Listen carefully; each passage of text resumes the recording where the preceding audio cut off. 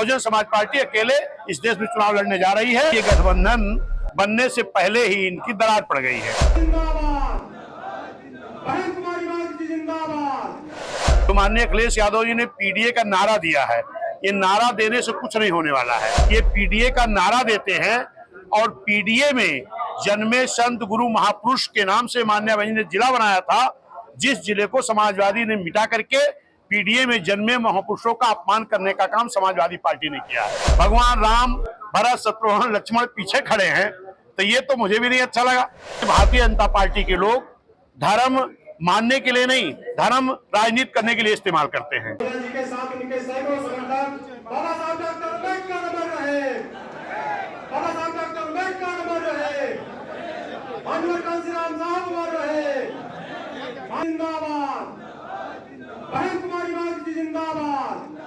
BSP की क्या पहचान, बीएसपी की क्या पहचान, बीएसपी की क्या पहचान। आज किस तरह का कार्यक्रम यहाँ आयोजित किया गया है? देखिए, बहुजन समाज पार्टी की राष्ट्रीय अध्यक्ष माननीय बहन जी के द्वारा गांव चलो अभियान के तहत पूरे प्रदेश में 403 विधानसभाएं हैं। प्रतिदिन डेली हर विधानसभा में किसी न किसी सेक्टर की बैठक हो रही है, जिसमें बूथ सेक्टर की समीक्षा बैठक होती है।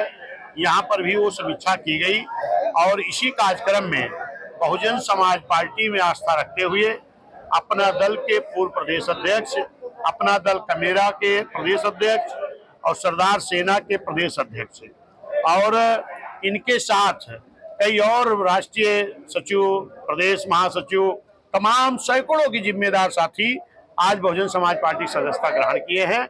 और बाकी ये सेक्टर बूथ का कार्यक्रम प्रतिदिन 403 विधानसभाओं पर हर विधानसभा में डेली एक सेक्टर की बैठकें हमारे यहाँ चल रही हैं, जो 10 बूथ का सेक्टर होता है। उसी कड़ी में आज यहाँ भी बैठक। अध्यक्ष जी, कांग्रेस और तमाम पार्टियों ने इंडिया गठबंधन बनाया है और समाजवादी पार्टी पीडीए बनाई है, तो क्या लगता है जैसे सपा का जो दावा है कि पीडीए पिछड़ा, दलित, अल्पसंख्यक, क्या लग रहा है उनके साथ जाएगा? देखिए, ये पहली चीज तो दो हो गई। एक तो इंडिया गठबंधन में दोनों लोग हैं, उसके बाद एक पीडीआई एक इंडिया, दो कैसे हो सकता है? ये तो हो नहीं सकता। इसका मतलब ये गठबंधन बनने से पहले ही इनकी दरार पड़ गई है। दूसरी बात, जो माननीय अखिलेश यादव जी ने पीडीए का नारा दिया है, ये नारा देने से कुछ नहीं होने वाला है। अभी शायद आप रहे हो तो मैंने बताया कि ये पीडीए का नारा देते हैं और पीडीए में जन्मे संत गुरु महापुरुष के नाम से माननीय बहन ने जिला बनाया था, जिस जिले को समाजवादी ने मिटा करके पीडीए में जन्मे महापुरुषों का अपमान करने का काम समाजवादी पार्टी ने किया है।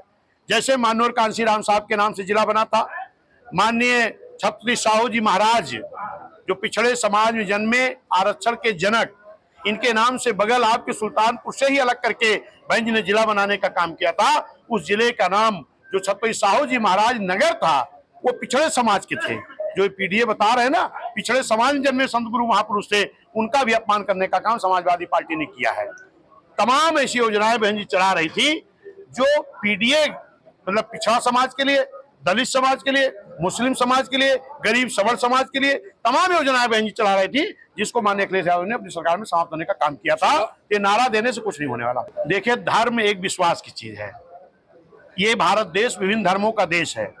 जो जिस धर्म में है उस धर्म को मानते हैं, लेकिन भारतीय जनता पार्टी के लोग धर्म मानने के लिए नहीं, धर्म राजनीति करने के लिए इस्तेमाल करते हैं। तो ये अगर उनका अपमान कर रहे हैं तो ये कोई नई चीज नहीं हो सकती है। ये भारतीय जनता पार्टी के जिला अध्यक्ष, उनके अध्यक्ष कुर्सी पर बैठे हैं और मैंने भी देखा है फोटो में कि जिनको अपना आराध्य मानते हैं, जिनको भगवान मानते हैं, भगवान राम, भरत, शत्रुघ्न, लक्ष्मण पीछे खड़े हैं, तो ये तो मुझे भी नहीं अच्छा लगा। क्योंकि ये देश विभिन्न धर्मों का देश है और हम लोग इस पे कोई टिप्पणी नहीं करना चाहते हैं। जो लोग धर्म के नाम पर राजनीति करते हैं उनको इसके लिए शर्म आनी चाहिए। देखिए, भारतीय जनता पार्टी इस देश में जो वादा किया था, जो भारतीय जनता पार्टी ने कहा था हम आएंगे, महंगाई कम करेंगे, कई गुना ज्यादा बढ़ गई। उन्होंने कहा था नौजवानों को प्रति वर्ष 2 करोड़ नौकरी देंगे। वो नौकरी देने की बात छोड़ो, तमाम सरकारी संस्थाओं को प्राइवेट कर दिया और नौकरी एनजीओ की कर दिया, संविदा की कर दिया और भ्रष्टाचार मिटाने की बात छोड़ो, तमाम सरकारी संपत्तियों को, पूंजीपतियों को हाथ बेचकर बड़ा भ्रष्टाचार किया गया है। कभी न कभी ये खुलेगा। इस देश के विदेश में जमे काला धन को लाने की बात किया, वो तो आया नहीं। इस देश का तमाम धन तमाम गुजराती लेके फरार हो गए। इस देश के माननीय प्रधानमंत्री जी को पता नहीं लगा पाया अभी तक। तो इन्होंने जो भी वादा किया जनता के हित में, वो सब निगेटिव गया। ये कहे हम बुलेट ट्रेन चलाएंगे, ये कहे स्मार्ट सिटी बनाएंगे, ये कहे अच्छे दिन लाएंगे, ये कहे किसानों को दूना आय देंगे, ये कहे रोजगार, कुछ कर नहीं पाए। तो इनके पास कुछ है नहीं। ये विपक्ष के रहने वाले लोगों को हैरेसमेंट करने के लिए जो भी हथियार चाहते इस्तेमाल करते हैं। लेकिन आज इस देश की जनता को भारतीय जनता पार्टी से पूरी तरह ऊब चुकी है और उसको एक ही विकल्प दिखाई पड़ रहा है, बहुजन समाज पार्टी। क्योंकि बहुजन समाज पार्टी के पास एक बड़ा बेस SC ST 26% है, पिछड़ा मुस्लिम बीएसपी के साथ बहुत तेजी में जुड़ रहा है और गरीब सवर्ण, न्याय पसंद ब्राह्मण, क्षत्रिय, वैश्य सब समाज के लोग बीएसपी के साथ आ रहे हैं। आने वाला 24 का चुनाव इस देश की आम जनता बहुजन समाज पार्टी अपना विश्वास जताते हुए इस देश में बड़ी संख्या में बहुजन समाज पार्टी के सांसद जीत करके आएंगे और माननीय बहन जी इस देश की प्रधानमंत्री बनेगी। क्या अकेले चुनाव लड़ेगी? बार बोल चुकी है, बहुजन समाज पार्टी अकेले इस देश में चुनाव लड़ने जा रही है और निश्चित है हम लोग 2007 में भी अकेले दम पर, जनता के गठबंधन के दम पर इस देश में बड़े प्रदेश सरकार बना चुके हैं। फिर जनता के गठबंधन के बल पर इस देश की आने वाली 24 में हम सरकार बनाएंगे। जय भीम, जय भारत। गठबंधन है इंडिया का। अब इन्हें दरार और इनके साथ के है ममता दीदी। ममता दीदी क्या वोट यूपी में, यही जरा बताओ। ये कौन है ना? केसीआर यूपी में क्या वोट मिलाएंगे, शरद पवार यूपी में क्या वोट मिलाएंगे, शिवसेना यूपी में क्या वोट मिलाएगी, नीतीश और लालू चाचा क्या वोट मिलाई है। ये कौन नहीं, ये कौन गठबंधन? ये जनता का गठबंधन बनाओ। बूथ और सेक्टर पर जाकर के आपकी जीत होगी और इस देश में मजबूती से तैयारी करो। 24 में इस देश की हुकूमत बनाओ। 27 दल इकट्ठा वो के है, वो क्या कह रहे, भाजपा मुक्त भारत बनाओ।